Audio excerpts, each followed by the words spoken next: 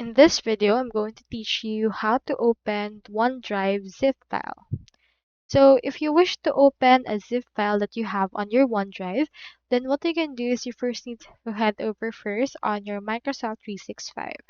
So you can do so by going to Microsoft.com. So let's see first how to do it. If you don't have an account yet, proceed to click on this create account and you should be able to sign up as usual. Now, if you already have an account, just go over and click on the sign in option that will appear. Now, once you have done that, I show you right here my actual files. I have in here this particular zip file. So I've already uploaded it just a few seconds ago. And in order to open it, you can proceed to double click it. And from in there, it should be able to show you this error.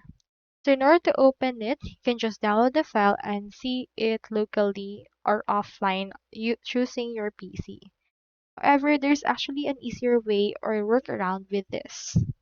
So to do it, what you can do is you just need to proceed and sign in your actual OneDrive directly on your PC and connect them together. Once you have done so, you can head over to your File Explorer.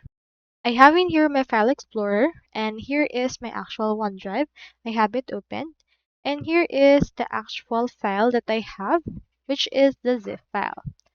In order to open it, you can just click on it. You can either double click or right click and click on open. So on my case, let me just open it, click on enter or double click. Now once you have done that, it should be able to show you all of the contents of that zip file without unzipping it. So it will be like a little preview for you. So you can see as well the ratio or percentage if it's password enabled as well as the name of the files added directly from there. So that's all there is today and I hope this video helped you out.